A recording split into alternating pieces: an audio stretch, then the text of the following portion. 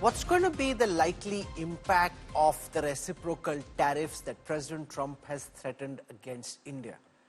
Of course, there will be negotiation on a bilateral trade agreement, but if that doesn't happen, how does this impact your life and the life of Indian companies that export to the United States? For perspective, I'm joined from Washington, D.C. by India's Executive Director at the International Monetary Fund, Krishnamurthy Subramaniam. He's been India's Chief Economic Advisor before this. And I have Shankar Iyer joining us from India. I want to go across and show you some data sets which really put the threat in perspective, and then we'll look at the possible implications. I'll start by showing you what could be the impact. So if nothing changes between now and the 2nd of April, and Donald Trump rams home reciprocal tariffs, which means jitna tum charge karoge, utna main charge karunga. If he actually moves ahead with that, India could be impacted to the extent of 29% and be the most hard-hit country, followed by Brazil at 28%, the European Union bloc at 25%, the United Kingdom at 24%, Mexico at 23%, Canada at 19%, Korea at 13%, Taiwan at 12%, and Singapore at 9%. But the maximum impact can potentially be against India at 29%. Let's look at why Donald Trump is so angry. What is the reason behind his anger? So he's upset about India having this $45 billion trade deficit with the United States. But remember, as far as trade deficits go, China is the far bigger culprit at $295 billion. The Euro area at $267, Mexico at $171, followed by Vietnam, Taiwan, Japan, South Korea, Canada, and only then does India come in at number 9 in the list of countries which have trade deficits with the United States. Now, if you look at the average weighted tariffs that India imposes on US products, it's 9.5% after the budget. This comes down to roughly 8.5%. China has an average tariff of 7.1%. Malaysia has 1.8%. Vietnam is 2.8%. And if I compare what India charges in the next slide with America's average tariff, you'll really understand why is it that Trump is upset. So India's average tariff is 9.5% versus American tariff, weighted tariff on Indian imports at 3%. This is the 6.5% that irks him, irritates him, and he's seeking to change. But it's not the same across all products. You know, it's in different products, the tariffs are different, but in India, from the early 2000s, when the tariffs were much higher, they've actually been coming down as a whole to 9.5% from the high 20s in the early 2000s, now to 9.5%. America, though, has been constant. From 4.6% to 3%, it's actually been a flatline curve over the past 22 years. India has seen tariff cuts. So, Krishnamurthy Subramaniam, just for the purpose of an economic war game of sorts, explain to everyone watching at this time the potential impact, theoretically, if there is no trade agreement and if Trump rams home the tariffs he's threatened on the 2nd of April, how does this impact the lives of those watching? First of all, very good evening, viewers, and thank you, Rahul. Let me first highlight the big picture. I read the joint statement by Honorable Prime Minister Modi and President Trump very carefully. If you create a word cloud out of that, actually tariffs is almost not there. I think, therefore, it is important to understand the big picture here. The US-India Compact, which is, catalyzing opportunities for military partnership, accelerated commerce, and technology, focuses on strategic technology and defense collaboration, including emerging technologies, defense co-production, and interoperability. Climate and clean energy focus, including renewables and green hydrogen, and global health and economic resilience, from pandemic preparedness to robust supply chains. I think that's the bigger backdrop. Also, if you read the joint statement, especially... Can I bring you to my question? We'll deal with this. I'll come to it. My question is, if Trump pushes home the tariffs he's threatened, how does it impact the life of my viewers? Exactly. I think that's the, it's important to read the joint statement carefully. And, two key aspects there actually is working towards a, bilateral trade agreement and the mention of both tariff and non-tariff barriers, lowering that. I think that is, especially the second part, is very critical, because if you look at the WTO data, it clearly shows that non-tariff barriers are far higher actually in the United States compared to India. For instance, whether it's actually on the number of products, about 77% of products products actually encounter non-tariff barriers in the United States. In India, it's only 49%. If you look at from a value perspective, 83%, in the US actually, while about You're giving an 69%. explanation for why we shouldn't have these tariffs. So I'm going to come to that in part two. No. My question is, if these tariffs No. are rammed home, what's the impact?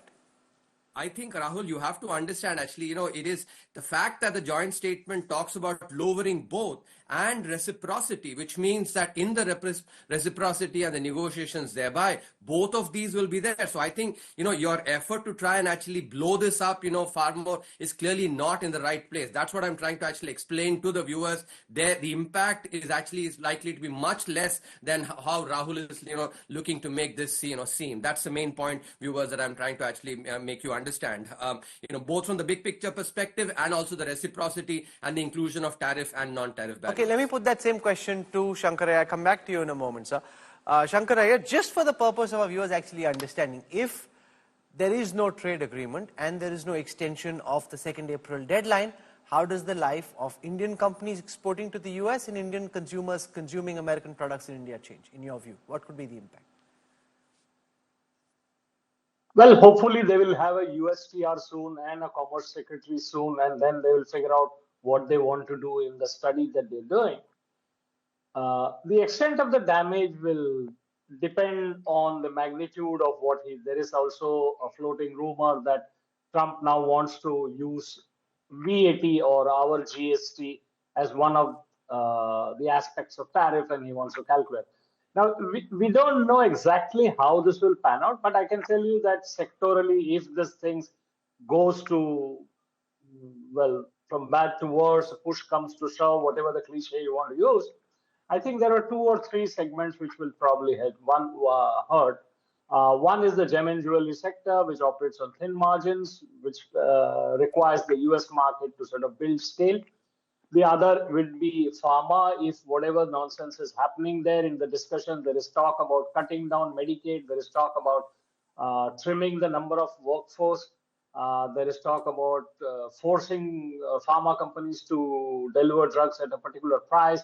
So India's game in the US is largely generic, so we are okay on that, but it will hurt the quantum of exports. And the third is a large number of automobile and other companies who sort of feed into the US supply chain for like Bharat Forge and other companies who sort of deal with these components for the US manufacturers.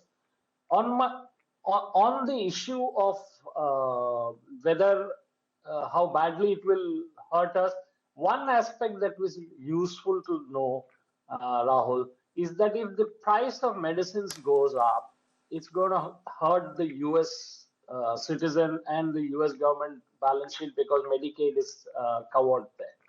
The other aspect is that, for all the talk about the LNG and energy purchase and all, and then this morning or yesterday, President Trump has also spoken about dealing with Putin, bringing Xi Jinping to the table. He's talking about Putin being on G8.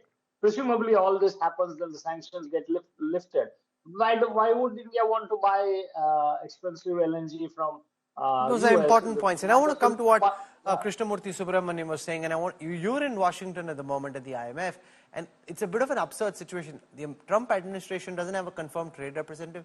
The Commerce Secretary who's been announced hasn't yet been confirmed. And you've set a deadline on the 2nd of April, extendable till fall, basis which Donald Trump will decide whether these reciprocal tariffs come into play or not. That is an absurd deadline to set. You don't have a TR, you don't have a Commerce Secretary, and you're saying this is the deadline by which we must finish the conversation. We had 4 years last time. Piyush Goyal, Robert Lighthizer were added for 4 years. We couldn't come to a limited trade agreement, and here we're talking about a bilateral trade agreement. I think, Rahul, the fact that there has been work done on this, previously in the previous Trump administration is an important factor that is being kept in, because there's been a lot of work that was, and in fact, you would remember that, at that point in time, the agreement was near completion. And I think, both leaders are looking to build on that. I think a few months leading up to fall actually is certainly enough time given the amount of work that has already been done. Now, couple of more points, I think, which is really important for our viewers to understand. The joint agreement talks about increasing trade from the current about $150 billion to $500 billion by 2030. I think that's a tripling. I think that is, while you are trying to focus on some of the challenges, I'm actually, looking to highlight the opportunities as well, so that our viewers get a balanced, assessment. Now, when it comes to actually the bilateral trade agreement, the fact that it is reciprocal, I think is really critical, because India has already made the first move in the budget, and that is something that is highlighted in the joint statement as well. The inclusion of tariff and non-tariff barriers, therefore, and importantly, I think this is something, President Trump, who takes himself to be a brilliant negotiator, saying that, Prime Minister Modi is a better negotiator than him, I think tells clearly that the Indian interests have been really well taken care of by our Prime Minister, none other than President Trump, actually, who's not given into sort of giving compliments, actually acknowledging Prime Minister to be a tough negotiator. Now, let's now get into some of the sectors. Krishnamurthy Subramanian, let's talk sectorally, because for example, he spoke of dairy exports, he spoke of agricultural exports. We've got farmers protesting, demanding minimum support price. All of that jacks up the price at which the government procures from farmers. These are very politically contentious issues, given that we have millions of small dairy farmers, we have small land holdings. Therefore, if you allow what Trump seems to be pushing for, to open up agricultural trade, dairy trade, that would be politically catastrophic. So how do you deal with a global bully trying to push what suits him, but is clearly disadvantageous for the Indian farmer, the Indian dairy farmer as well? I think, as I was mentioning, Rahul, in my previous, observation, the fact that President Trump acknowledged, how well Prime Minister Modi is negotiating with him, clearly suggests that we are actually in good hands. Now, when it comes to specific, and actually in my opening remarks, I mentioned the emphasis on technology collaboration, especially AI, along with, the focus on energy and green hydrogen and the, health and economic resilience. Those are actually the real opportunities that, of course, some of these will have to be navigated. Some of the areas, especially agriculture, dairy, actually will have to be navigated. But I'm sure, our government has taken these into account. The fact that the mention of non-tariff, barriers has come in, it's, in my opinion, actually is very critical. And therefore, the conversation has been expanded in such a way that it basically keeps Indian interests, very much at the center. Shankar Iyer, this political hot potato, just to play on the word potato imports, but the fact that you simply cannot allow for what Trump seeks, it would be politically catastrophic. It genuinely would be economically catastrophic for Indian farmers. American imported dairy would be much cheaper than what the Indian farmers are able to sell at. So how do you walk around that rupees? Do you see easy wins which we can give Trump without jeopardizing our core interests? Well, I don't think the bringing down tariffs on dairy products or agricultural products can be on the table. This is the one single reason why there are at least 4 different FTAs which are stalled, UK, Canada, and others. There's also the contention that we subsidize certain inputs to the farmers. All that comes into play then. There is a reason why the WTO had a developing country and developed country status, and which was differentiated by both currency management and also by tariff levels. Now, I think that whenever this study comes through, there are 2,000 plus codes in the US Customs. And I mean, how are they going to sort of match each code? Say, for instance, that we impose a tariff of 41% on dairy products, and US imposes a 41% tariff on dairy products. Fine, good enough. We don't want to sell to you. You don't want to sell. You can't sell to us. So there will be a 0-0 net position that will come through. But there will be some important things which we want. For instance, our outsourced production of Apple phones or other electronics or chips or something. So essentially, all of this will play into. We've given them some sort of carrots to think about that doubling of trade by 2030 or till $500 billion. I'm pretty sure if we do a quick search, this must have been said at least 3 times with 4 different administrations. But the fact is that India has to grow at that level. America has to want that many products for us to grow there.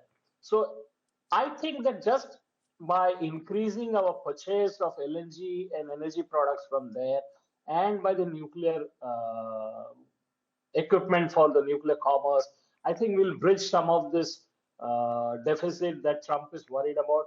You got to give him a win. Then that's the scene there. I don't think anything is going to happen on this till maybe August or September. I think Okay. that it's Krishnamurthy it's a Subramaniam waiting game, Shankaraya but for this is joining all us with your thoughts. Thank you very much. So you've heard a wide range of experts from geopolitics to geoeconomics giving you the key takeaways from the India-America bilateral between Prime Minister Modi and Donald Trump.